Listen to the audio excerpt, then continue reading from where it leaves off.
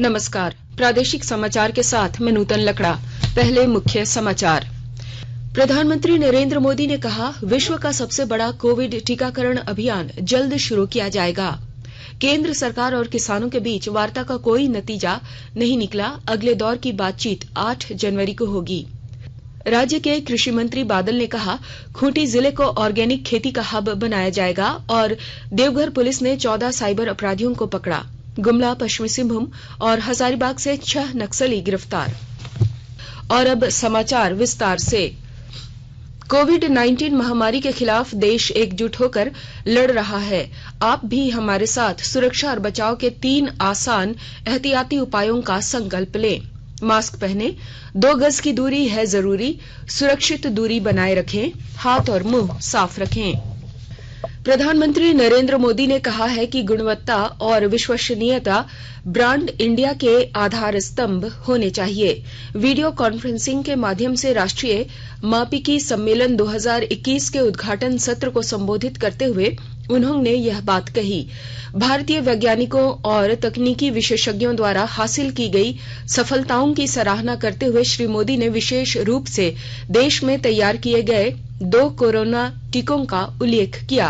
प्रधानमंत्री ने कहा कि देश में शीघ्र ही विश्व का सबसे बड़ा टीकाकरण अभियान शुरू किया जाएगा। नया साल अपने साथ एक और बड़ी उपलब्धि लेकर आया है। भारत के वैज्ञानिकों ने एक नहीं 2 made in India Covid vaccine विकसित करने में सफलता पाई है।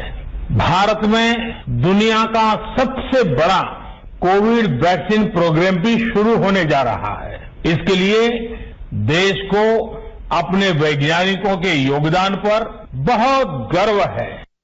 श्री मोदी ने वैज्ञानिक और औद्योगिक अनुसंधान परिषद के वैज्ञानिक से देश में छात्रों के साथ अपने अनुभव साझा करने को कहा। उन्होंने कहा कि इससे युवा वैज्ञानिकों की नई पीढ़ी तैयार करने में मदद मिलेगी। इन वर्षों में इस संस्थान की अनेक महान विभूतियों ने देश की उत्तम से उत्तम सेवा की है। यहां से निकले समाधानों ने देश का पथ प्रशस्त किया है। CSIR, NPL ने देश के विकास के साइंटिफिक एवोल्यूशन और इवैल्यूएशन दोनों में अपना अहम रोल निभाया। मैं चाहूंगा कि CSIR के वैज्ञानिक देश के ज्यादा से ज्यादा स्कूलों के साथ छात्र छात्राओं के साथ संवाद करें, कोरोना काल के अपने अनुभवों को और इस शोध क्षेत्र में किए गए कामों को नई पीढ़ी से साझा करें।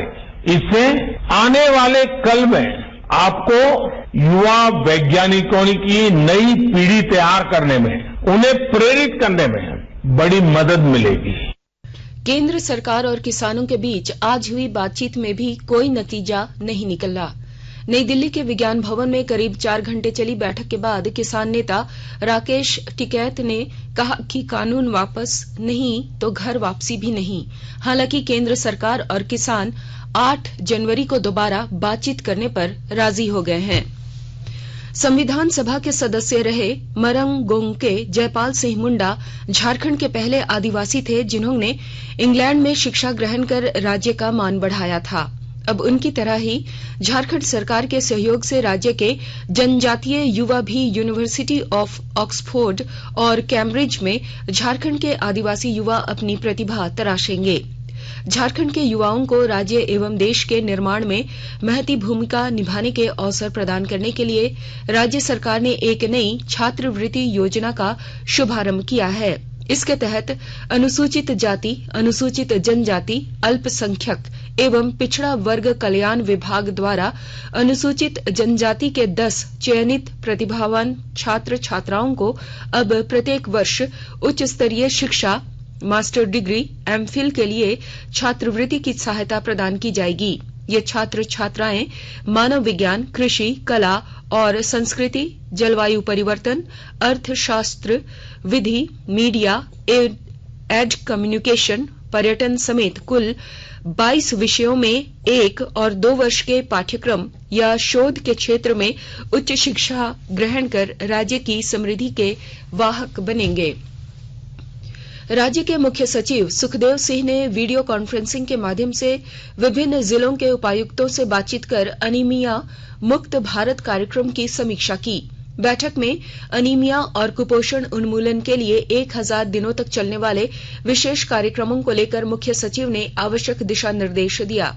यह कार्यक्रम स्वास्थ्य विभाग, शिक्षा विभाग, ग्रामीण विकास विभाग और समाज कल्याण विभाग के सामंजस्य से चलाया जाएगा।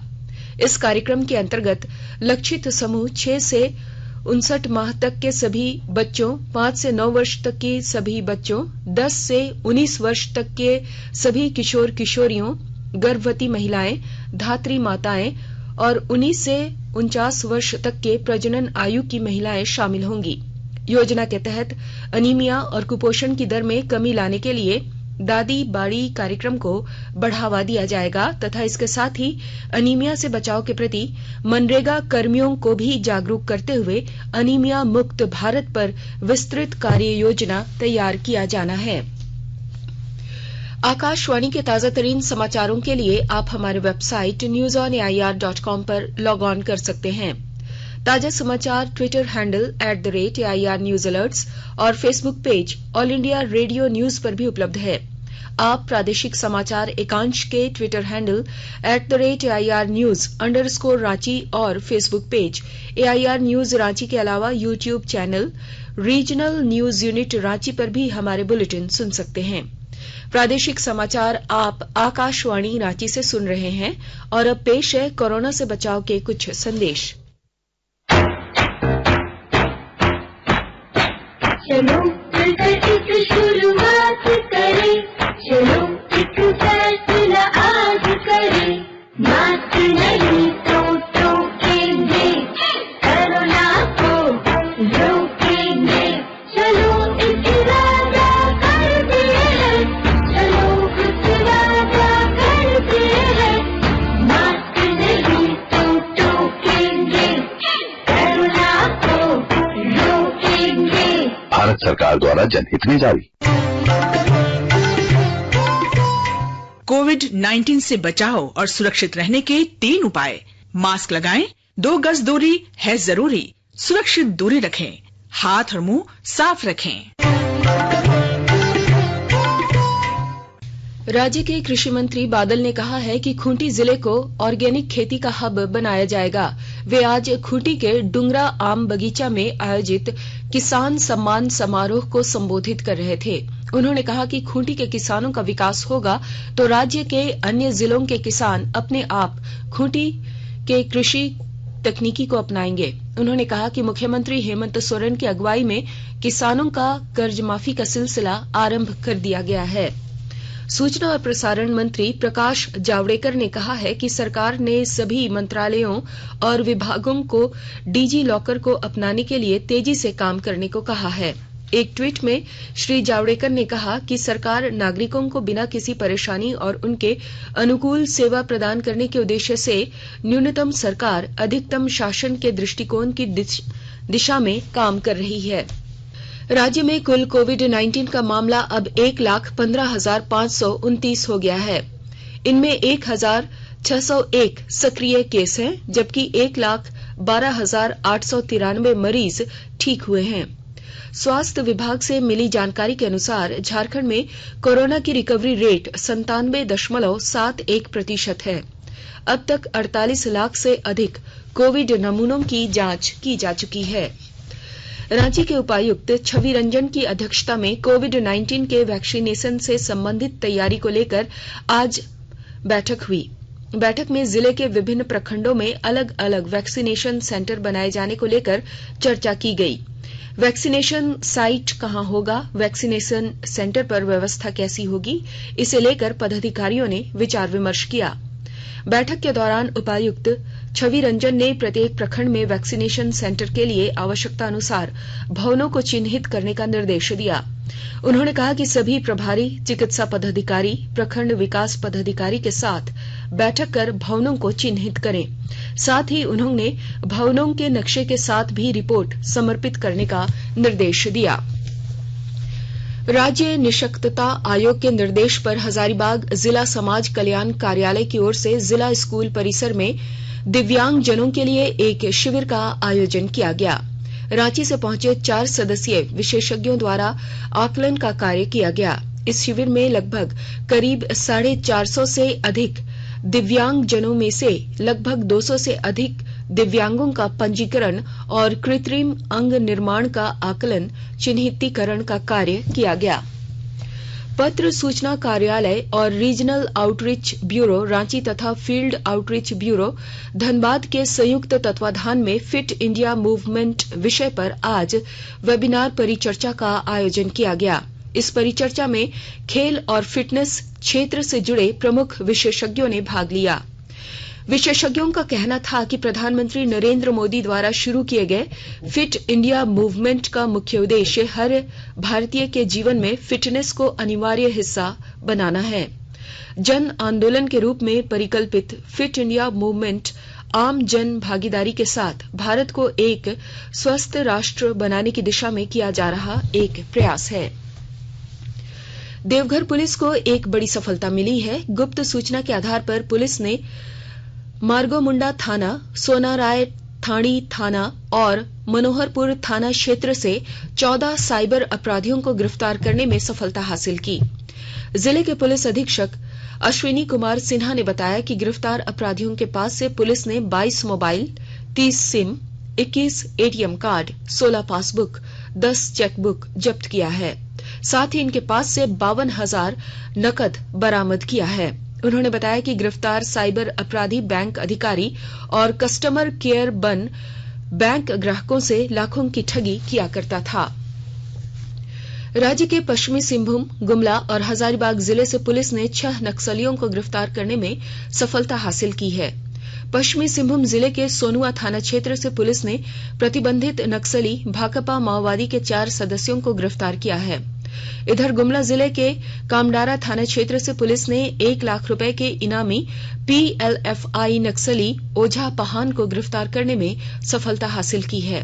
हजारीबाग जिले के बरही थाना क्षेत्र से नक्सली संगठन TPC के एक सक्रिय सदस्य को पुलिस ने गिरफ्तार किया है। उधर पलामू जिले के मनातू थाना क्षेत्र के कुंडलपुरी में गत 1 जनवरी को हुई तिहरे हत्याकांड के बाद पुलिस की कार्रवाई तेज है। इसी क्रम में माओवादी नक्सली प्रकाश सिंह और उनकी पत्नी की हत्या में शामिल 5 आरोपियों को गिरफ्तार किया गया है, जबकि गांव में स्थिति सामान्य करने के लिए पुलिस की गश्ती तेज कर दी गई है।